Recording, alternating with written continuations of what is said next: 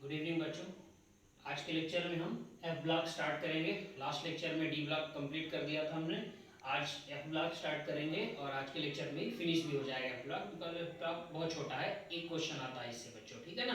Right, हर साल एक question आता है, फिक्स है। इस साल भी एक क्वेश्चन आएगा और जितना आज के लेक्चर में डिस्कस करूंगा उसी में से एक क्वेश्चन रहेगा। बहुत सिंपल पूछा जाता है। ओके, तो चलिए स्टार्ट करते हैं एफ ब्लॉक।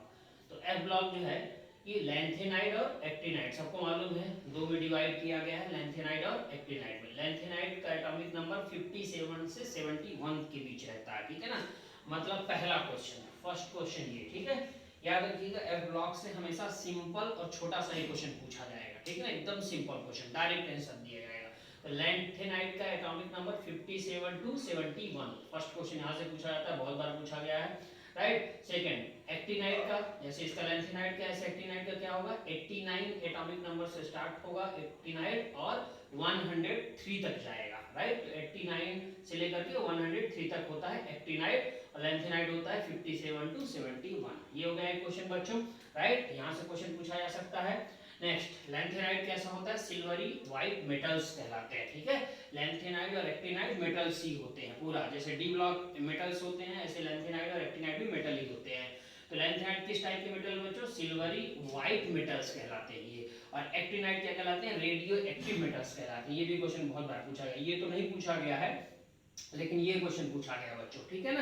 राइट, इसीलिए जो नहीं पूछा जाता वो भी बता देता हूँ, जो पूछा जाता है उस पर भी आपको फोकस करना चाहिए, इसलिए मैं उसको डिस्कस कर देता हूँ कि कौन सा क्वेश्चन पूछा जाता है। तो एक्टिनाइड जो होते हैं वो कैसे होते हैं, रेडियो एक्टिव मेटल से क्वेश्चन बहुत बार पूछा गया है। नेक्स्ट पॉइंट क्या कह रहा है बच्चों की, जो एफ ब्लॉक के एलिमेंट्स होते हैं वो कैसे होते हैं, सॉफ्ट होते हैं, ठीक है ना, सॉफ्ट होते हैं। ओके, और ये कैसे होते हैं, एयर में ऑक्सीडाइज हो जाते हैं बच्चों, ठीक है। तो एफ ब्लॉक के जो एलिमेंट्स होते हैं कैसे होते हैं, सॉफ्ट होते हैं और एयर में क्या होते हैं, ऑक्सीडाइज हो जाते हैं आसानी से, इजीली ऑक्सीडाइज हो जाते हैं एयर में, ठीक है। चलिए नेक्स्ट पॉइंट की तरफ मूव करते हैं। ओके, नेक्स्ट पॉइंट है प्रॉपर्टीज, ठीक है। तो एफ ब्लॉक के एलिमेंट्स जो है होते हैं उनकी प्रॉपर्टीज की बात कर लेते हैं। हमें मालूम है एफ ब्लॉक के एलिमेंट जो है एसएम, राइट, समैरियम, ये कैसा होता है, स्टील हार्ड होता है। जनरली कैसे होते हैं, सॉफ्ट। अभी थोड़ी देर पहले मैंने बताया सॉफ्ट होते हैं, लेकिन एसएम जो है बच्चों, समैरियम जो है ये कैसा होता है, स्टील हार्ड होता है, मतलब स्टील के जैसा हार्ड होता है, ठीक है। तो अगर ये पूछा जाए कि कौन सा ब्लॉक एलिमेंट हार्ड होता है तो आप क्या टिक करोगे, एसएम जहां पर होगा जिस ऑप्शन टिक कर दोगे। ऐसा क्यों होता है, इसका रीजन पूछा जाए बच्चों तो कि due to maximum unpaired electrons, ठीक है। तो इसके पास मैक्सिमम अनपेयर्ड इलेक्ट्रॉन होते हैं, इस वजह से ये हार्ड होता है। ओके, चलिए ये क्वेश्चन हो गया। नेक्स्ट पॉइंट है, F block is also called inner transition elements. बहुत बार ये क्वेश्चन पूछा गया है, इस एफ ब्लॉक में ये पॉइंट बहुत इंपॉर्टेंट है बच्चों, ठीक है ना। राइट, बहुत आसान है लेकिन बहुत बार पूछा भी गया है कि एफ ब्लॉक के एलिमेंट्स क्या कहलाते हैं, इनर ट्रांजिशन एलिमेंट्स, ठीक है। अगर इस इनर को मैं हटा दूं, सिर्फ ट्रांजिशन एलिमेंट्स की बात करूं, तो मैंने आपको डी ब्लॉक जब पढ़ाया था इसके पहले, तो डी ब्लॉक में बताया था ट्रांजिशन एलिमेंट्स बोलते हैं, राइट। लेकिन एफ ब्लॉक को क्या बोलते हैं, इनर ट्रांजिशन एलिमेंट। क्यों, उसका रीजन भी यहाँ पर देखिए, क्योंकि इसका रीजन भी पूछा जा सकता है। क्योंकि एफ ब्लॉक में क्या होते हैं, इलेक्ट्रॉन्स जो है बच्चों वो इंटर कहाँ करते हैं, सबसे पहले इनर एफ ऑर्बिटल में पहले इंटर करते हैं, ठीक है। राइट, तो इनर एफ ऑर्बिटल में पहले इलेक्ट्रॉन इंटर करते हैं। क्यों, क्योंकि जब आप इलेक्ट्रॉन भरते हो तो कहाँ इलेक्ट्रॉन भरते हो, n-2f में पहले भरते हो, उसके बाद आप भरते हो बच्चों n-1d में, उसके बाद भरते हो ns में भरते हो इलेक्ट्रॉन। राइट, तो ऐसा नहीं पहले आप इलेक्ट्रॉन यहाँ भरते हो, पहले इलेक्ट्रॉन सबसे पहले कहाँ भरा जाता है, f ऑर्बिटल में भरा जाता है। आई थिंक क्लियर हो गया होगा। राइट, कि एफ ब्लॉक को इनर ट्रांजिशन एलिमेंट क्यों बोला जाता है, बिकॉज एफ ब्लॉक के जो इलेक्ट्रॉन्स हैं वो सबसे पहले कहां भरे जाते हैं बच्चों, एफ ऑर्बिटल में भरे जाते हैं, ठीक है ना। बाद में डी और एस में भरे जाते हैं। तो एफ ऑर्बिटल में सबसे पहले इलेक्ट्रॉन भरने की वजह से ये देखिए यहाँ लिखा गया है, राइट, पूरा पॉइंट मेंशन कर दिए हैं, in f block the electrons enter to the inner f orbital first, ठीक है। तो पहले एफ ऑर्बिटल में इलेक्ट्रॉन भरने की वजह से इन्हें इनर ट्रांजिशन एलिमेंट बोला जाता है। तो ये इंपॉर्टेंट क्वेश्चन है, ये पूछा जाता है बच्चों, ठीक है ना। ओके, नेक्स्ट पॉइंट क्या है, lanthanides are non radioactive. अभी थोड़ी देर पहले भी बताया था मैंने कि लैंथेनाइड्स रेडियो एक्टिव नहीं होते हैं, इसलिए मैंने नॉन रेडियो एक्टिव हमने बोल दिया। जबकि एक्टिनाइड कैसे होते हैं बच्चों, रेडियो एक्टिव होते हैं, ठीक है ना। राइट, लेकिन एक एक्सेप्शन है यहाँ पर, देखिए क्वेश्चन है, एक ये क्वेश्चन है जो पूछा जा सकता है आपसे, लैंथेनाइड जनरली कैसे होते हैं, नॉन रेडियो एक्टिव, लेकिन लैंथेनाइड में एक्सेप्शन क्या है, पीएम, राइट, प्रोमीथियम, ये पीएम जिससे डिनोट किया जाता है बच्चों, प्रोमीथियम को पीएम से डिनोट किया जाता है, वो कैसा होता है, नॉन रेडियो एक्टिव जनरली होते हैं, लेकिन पीएम कैसा होता है, रेडियो एक्टिव होता है बच्चों, ठीक है। याद रखिएगा पॉइंट कि एक्टिनाइड रेडियो एक्टिव होते हैं, लैंथेनाइड नॉन रेडियो एक्टिव होते हैं। तो lanthanide generally non radio active है, बट लैंथेनाइड में ही प्रोमीथियम जो है कैसा होता है, रेडियो एक्टिव होता है। तो याद रखिएगा इस पॉइंट को, इंपॉर्टेंट है, राइट। वैसे भी अपने पीएम प्राइम मिनिस्टर, ठीक है ना, रेडियो एक्टिव है। ओके चलिए, तो नेक्स्ट पॉइंट की बात कर लेते हैं। Okay next point physical properties की बात करते हैं। फिजिकल प्रॉपर्टीज में बेसिसिटी से क्वेश्चन पूछा था बच्चों, ठीक है। तो बेसिसिटी का एक पूरा ऑर्डर दे दिया जाएगा, पूरा लेंथेनाइड लिख दिया जाएगा ऐसे, ठीक है ना, मैंने डॉट डॉट कर दिया है, राइट। पूरा लेंथेनाइड लिख दिया जाएगा, उसका हाइड्रोक्साइड लिख दिया जाएगा बच्चों, ठीक है ना। उसी से बेसिसिटी की बात कर रहे हैं तो OH ही रहेगा, ठीक है ना। ओके चलो, तो इस पूरे लेंथेनाइड में बेसिसिटी क्या होती है बच्चों, डिक्रीज होती चली जाती है। जैसे जैसे साइज डिक्रीज होगा वैसे वैसे लेंथेनाइड भी डिक्रीज होगी। मतलब सबसे ज्यादा किसकी रहेगी बच्चों, स्टार्टिंग वाले की, लेंथेनाइड की, ठीक है ना। क्या रहेगी, सबसे ज्यादा रहेगी बेसिसिटी। और जैसे जैसे जैसे जैसे आप इधर आते जाओगे वैसे वैसे बेसिसिटी क्या होगी, डिक्रीज होगी, राइट। क्यों डिक्रीज, साइज के अकॉर्डिंग, साइज डिक्रीज तो बेसिसिटी भी डिक्रीज, यही पॉइंट यहाँ पे मेंशन किया गया है। जैसे जैसे साइज डिक्रीज होगा वैसे बेसिसिटी भी क्या होती चली जाएगी, डिक्रीज होती चली जाएगी, घटती चली जाएगी बच्चों, ठीक है ना। ओके चलिए नेक्स्ट पॉइंट की बात करते हैं।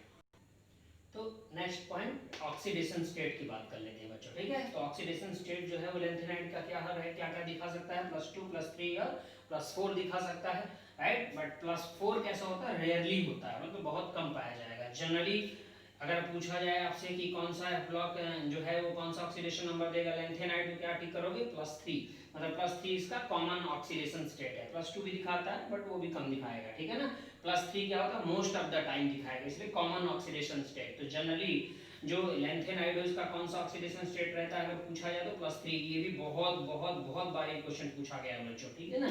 ओके तो +3 टिक करके आइएगा। चलिए नेक्स्ट पॉइंट।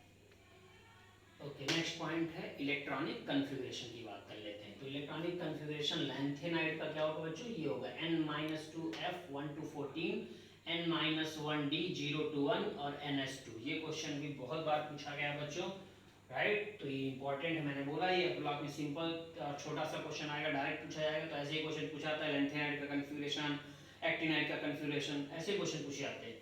तो लेंथेनाइड का कॉन्फ़िगरेशन क्या होता है बच्चों, N-2 F 1 to 14, N-1D 0 to 1 और NS2 होता है, ठीक है ना। ओके हालांकि एक्टिनाइड का भी सेम होगा, राइट। तो लेंथेनाइड और एक्टिनाइड का सेम कॉन्फ़िगरेशन होता है। ओके चलिए, इसमें इंपॉर्टेंट क्या है बच्चों, आप पूरा कॉन्फ़िगरेशन याद रखते हो, फिर कंफ्यूज होते हो और जो क्वेश्चन पूछा जाता है वो बच्चे गलत करते हैं, राइट। इसलिए मैं डायरेक्ट आपको बता देता हूँ कि इंपॉर्टेंट कॉन्फ़िगरेशन इस पूरे लेंथेनाइड में ऐसा कौन सा एलिमेंट है जिसका सबसे इंपॉर्टेंट है कॉन्फ़िगरेशन, और वो ये है गैडोलिनियम, राइट। GD से जिसे डिनोट करते हैं बच्चों, 64 होता है उसका एटॉमिक नंबर, और इसका कॉन्फ़िगरेशन क्या होता है, 4f7 5d1 और 6s2 होता है, ठीक है ना। डी में एक इलेक्ट्रॉन होता है, याद रखिएगा। ऑप्शन में ये भी दिया जाएगा, एफ में 8 कर देता है और डी में 0 कर देता है, ये तो सेम ही रहता है, ठीक है ना।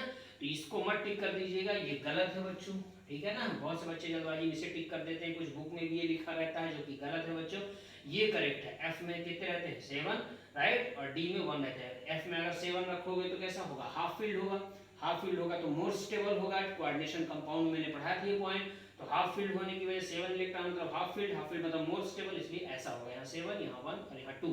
तो यही क्वेश्चन आपसे पूछा जाएगा बच्चों, ठीक है। जब भी क्वेश्चन आपसे लेंथेनाइड का किसी एलिमेंट का रहेगा तो वो इसी का रहेगा, GD का ही रहेगा बच्चों, इसलिए आप इस एक को याद रखिएगा, बाकी बिंदास रहो इसके अलावा, ठीक है। नेक्स्ट एटॉमिक रेडियस की बात कर लेते हैं, ठीक है। एटॉमिक रेडियस क्या होता है बच्चों, देखो जैसे जैसे एटॉमिक नंबर है इधर एटॉमिक रेडियस है बच्चों, तो डिक्रीज होता चला जाता है रेडियस, ठीक है ना, डिक्रीज हो रहा है। और इसका डिक्रीज होने का रीजन क्या है, due to lanthanide contraction. Okay lanthanide contraction से क्वेश्चन हमेशा पूछा जाता है पूरे एफ ब्लॉक में, कंप्लीट एफ ब्लॉक में। अगर बोला जाए कि एक क्वेश्चन तो आता ही है, सबसे ज्यादा इंपॉर्टेंट पॉइंट क्या है, तो वो सबसे ज्यादा इंपॉर्टेंट पॉइंट यही है बच्चों, लेंथेनाइड कॉन्ट्रैक्शन, ठीक है ना। तो लेंथेनाइड कॉन्ट्रैक्शन की वजह से ही एटॉमिक जैसे नंबर जैसे जैसे बढ़ता है वैसे वैसे क्या होता है, एटॉमिक रेडियस डिक्रीज होता चला जाता है, घटता चला जाता है बच्चों, ठीक है। देखिए इधर एटॉमिक नंबर लिया है, इधर एटॉमिक रेडियस लिया है, जैसे जैसे एटॉमिक नंबर बढ़ाओगे वैसे वैसे एटॉमिक रेडियस क्या होगा, घटेगा बच्चों। और ऐसा होने का क्या है, क्या इस प्रोसेस को क्या बोलते हैं बच्चों, लेंथेनाइड कॉन्ट्रैक्शन की वजह से घटता चला जाता है एटॉमिक रेडियस।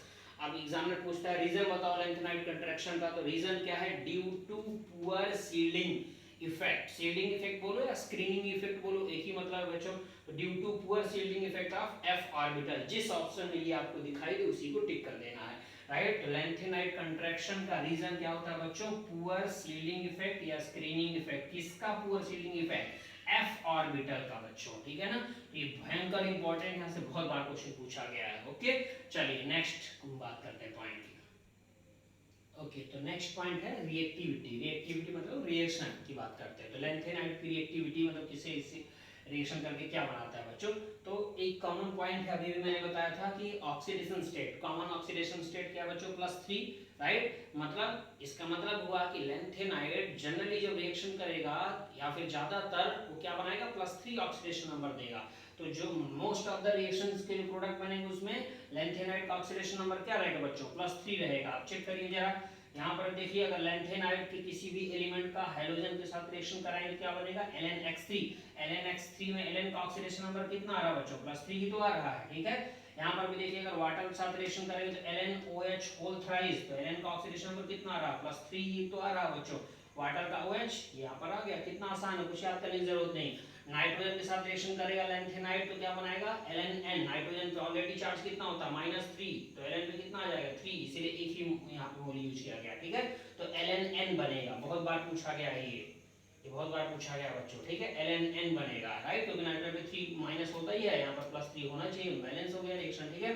सल्फर के साथ रिएक्शन होगा तब भी 3 है, तो 3 Ln2S3 बनेगा। Ln2S3 तो ये 3 Ln के ऊपर आ जाएगा, ये 2 सल्फर के ऊपर आएगा, तो सल्फर के ऊपर 2 आया, तो राइट, और Ln के ऊपर 3 चाहिए इसलिए यहाँ पर 3 लिख दिया गया।